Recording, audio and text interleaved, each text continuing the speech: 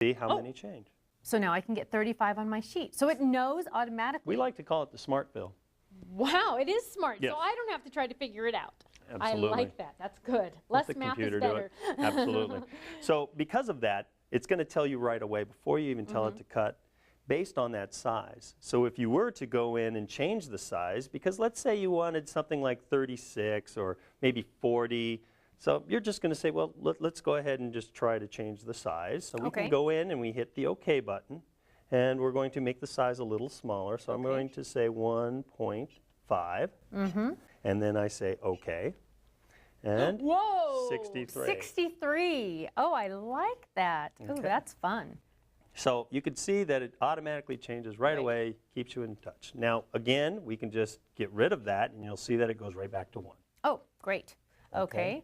So let's go ahead and say fit. Fit. Yes. Now, the fit command, basically, it's going to take that the quantity that you have, and it's going to make it as large as it can inside that material. So once again, the material needs to be set. Right. Okay. All right. So we're going to hit the fit, and you'll see the size change. Whoa, that's almost a 12-inch tall. We keep a little border around it so you can see that the height and the width stays in proportion, as large as your material size. Oh, I love that. That's great. Now, my only concern is I'm afraid I'm going to get confused between fit and fill, fill and fit, which is which. So, for example, this is fill, but how am I going to remember that? Okay, let me give you a couple little picture kind of words. Good, I like those. Words of wisdom. Yes, Here we go. thank you. Fill her up.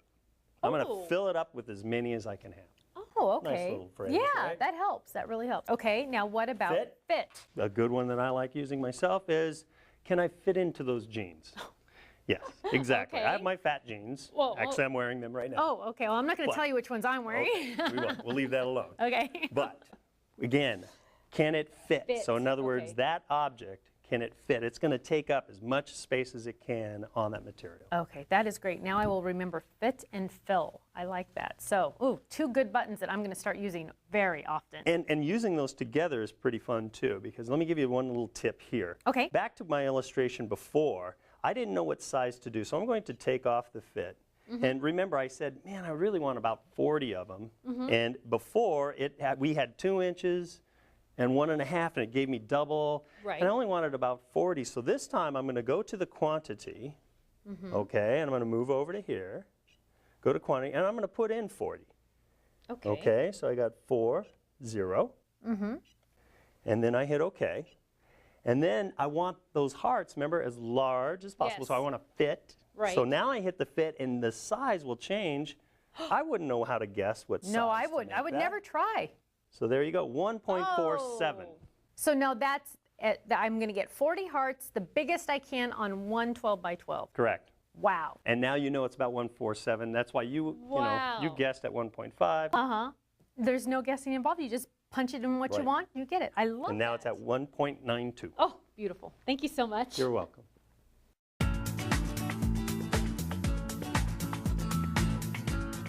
Kevin, one of my favorite function keys is the picture-in-picture, or what I like to call PIP for short. Here I've cut out a flower inside of a picture-in-picture circle. Why don't you explain it more to us? Okay, sounds good. What we need to do is select a shape first. So let's go ahead and select, I'm in a phrases. Pick Mom. Mom's cute. Mom's cute. Mom's a good one. All right, so we go over to Mom, and it illustrates now in your display menu. Right. And then now we do press that button, that PIP button. I like that too, very quick. And what it's going to do is do what you just said. It's going to take that image of Mom and put it inside these shapes that are inside the controller. Okay, now these PIP pictures, or the picture-in-picture shapes, are those on every controller? Every controller. Cartridge? Or and what we plan on doing is adding more to that library. Ooh, fun. So as you keep upgrading the firmware, we'll keep adding more shapes. Okay, well, let's not do a star for Mom. Let's do something else, even though Moms are stars. So what we do is, just like our other selection menus, we're going to press the directional pad, because that will give us all our options, and it will display up on the display what it looks like. Oh, okay, so heart, circle. Wow, there's lots of choices. Oh, I like that one. Okay. Scallop circle. That's cute. All right, now let me explain the size. About Okay. picture in picture, what goes on is, you remember the size there, that's our vertical height. Remember the H for height, and that's the height of the picture in picture. Okay, so the larger shape. The Just think of larger it as the shape. largest shape. Right, and then it's we not the mom itself. Right, It's it's- now the picture in picture. Great, and so now we would just hit cut? Yep, now you just hit cut. Great, well, thank you. Now, I have a question for you. What if I wanted to do a scallop circle inside a scallop circle? Okay. All right, this is actually something that's hidden. I put this in there a long time ago, and I don't even think it made it in the manual. Oh, so this is behind the scenes. Behind the Okay, scenes. It's okay, we're definitely a tip listening. and trick. Don't Okay. don't tell anybody. Shh. Okay. Hey, this is something that some people found out already, but what we do is we remove the shape, okay? Okay, so we'd remove mom from this. Remove mom, Okay. and how we do that is we hit this escape key. Okay. Okay, so we're going to escape out of there, and we're going to hit escape out of there again. So now we're completely out, so we're not selecting a shape to put inside. Okay. Now we want to put, you said, another PIP inside the PIP, so Right. we're going to hit the PIP again, and now you'll see. So it remembered the original one I had, Yep. and now it's going to add another one. So now we can select which shape you want to put Oh, inside. So if you can make frames, Cute. yeah, That you was make your cute. own And I frames. love how it shows me each Every time. sample, so I can decide, oh, there you go, I want that one. Okay. That one looks great. I'm going to make a couple of those right now. Now you just press cut. Okay, well, So thank you. again, it's that size. And see, that's why we're talking to the inventor, because we get all these tips and tricks. Yeah, I like they're that. hidden treasures. Thank you. You bet.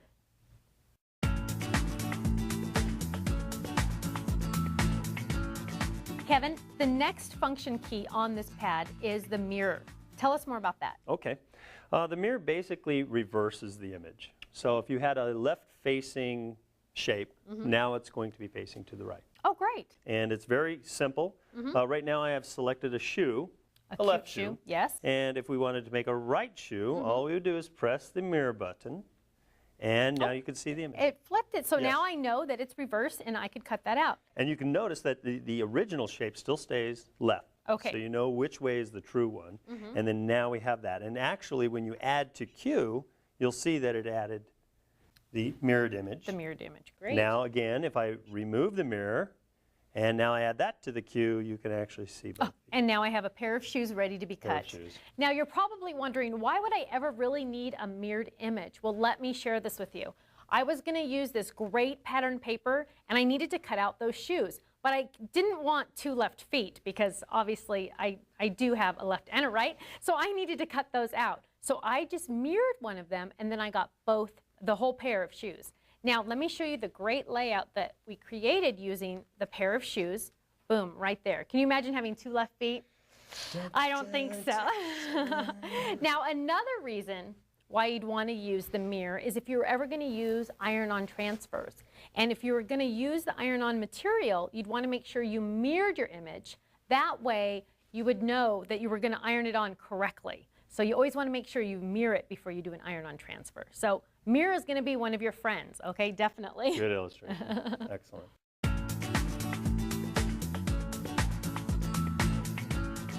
Kevin, the next button on the functions menu is the actual. Why don't you explain that to us next? Okay, Steph. Actual works with both shapes and fonts. So I want to describe to you first with the fonts. Okay. Now, when we do a font, I'm going to enter into the font of Rock and Janie. Rock and Janie, I like that one. Yep. And what I'm going to do is illustrate here on the screen that an uppercase A. Now, when we see the uppercase A, we see that it's 4 inches tall. An uppercase will be approximately that 4 inches. Great. But if I were to do a lowercase a, which I'm going to illustrate here down in the selection menu, you could see that in proportion, the lowercase is about half the size. Right, because it's little, so it's got to stay Right. little. So everything stays in proportion. When you see a word, lower cases are usually relatively a little bit shorter. So we want everything to be proportion. Right. Now, if you wanted to create a 4-inch lowercase a, all you need to do is press the actual button there, and then it eliminates the restraint of the proportions. Okay. So basically what it's going to do is now it's going to be a 4-inch lowercase So a. it will actually be 4 inches. Actually be 4 inches. Great. And that's for lowercase, uppercase, and symbols. Oh, Dollar okay. Good sign, to know. all of that stuff. Usually those sizes kind of vary, but when you press the actual, it is actually that size. Good to know. Now you've brought us another sample here. Yes, I cut out 4-inch flower, which is also in the starter cartridge. And this flower is not only just flowers, but it also has a vine, some leaves, some blossoms. Right. So, and then in pieces, I cut that piece out at 4 inches. So you can see that in proportion, that flower is that flower. Right. It's definitely not the 4 inches, but we need you to be able to overlay, layer up exactly the same size. And we don't want you to have to figure out what that size Great. was. So if this was a different color, I could lay that on there and start paper piecing. Absolutely. I like that. Okay, great. So again, it stays in proportion. So by pressing the actual button, what are we going to do? We're going to eliminate the restraint of proportions. Right. And now you're going to actually get a 4-inch flower. Great. So if I stay in pieces and I cut this flower out and I do not use any extra special buttons, I'm going to get something that lays right on top of this perfectly. Yes, without changing the And height. if I want this bigger, I press actual, and then I can make the size anything I want, and it will actually be that size. Correct. Great. Ooh, I like that. You made it sound much easier. Oh, thank you.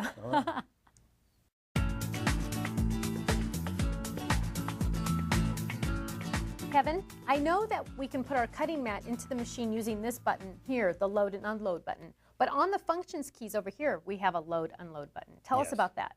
Well, it's to make it convenient for the user so that they don't have to pretty much hunch over their work area. They can actually do it remotely. Nice. I like that. So with one hand, why don't you help me on that? Okay. Go ahead and I grab will the go ahead and put it material. right here. You place the cutting mat between the rollers, and then we just press the load and unload. Well, that was easy. So it does the same function as the one on the cutter. Okay, just like so you if pointed I'm out. holding my remote and I'm a little too lazy to step way over there and push the Push button, it in. I can just unload right there. I Yep, like that. Very Okay. convenient. Nice. Okay. One thing I do want to bring up, because Okay. it's a very simple function, one thing I do want to bring up is please note that this right here, that button actually tells you, the user, that material is in here. Oh, And the reason why is, like, let's say if I just barely move this thing the wrong direction and check to see if the light is out. uh-oh. Yes. So right now the machine doesn't think that the material's in there because Oh, your you went too rollers are barely holding far. on. Wow. So that'll help you out. So just a little tip and trick for the users. Just pay attention to that light to make if sure the the- light's on. Okay, so if the light's on, we're good to go. Good to go. Someone's home. Okay, good to know. All righty.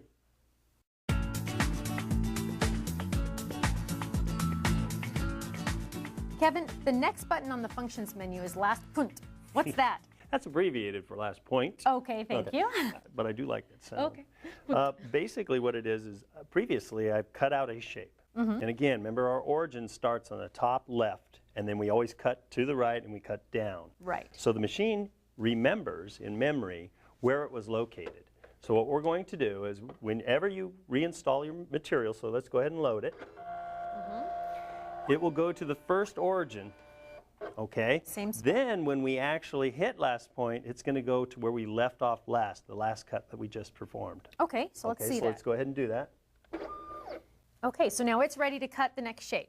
Right, without interfering with your previous cut. Okay, so the machine actually remembers that we cut here, so it's Right. not going to go over that. It's going to start right here and go. Absolutely. I like As long as you don't shut off your machine, Okay. because then that memory is erased, or don't use a different piece of paper with a different cutout. Sure, You have that to makes use the sense. exact same cutout that you already did. Oh, I like that. Thank you so much. You're welcome.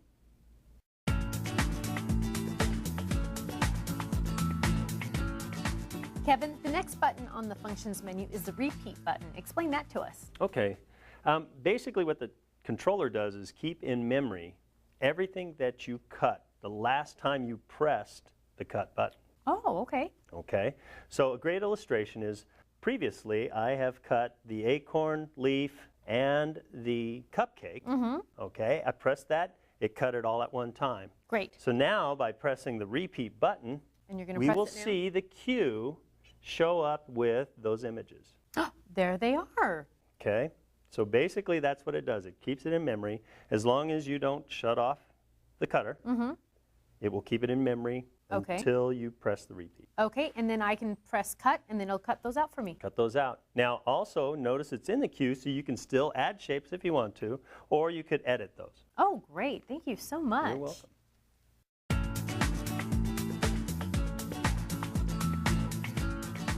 The next button on our functions menu is the search button. So tell Yes. us about that. Well, the search is very handy because we have digital information, we have many categories or folders. Sometimes we have certain shapes in many different folders. So Okay. a quick way to do it is to just basically hit the search key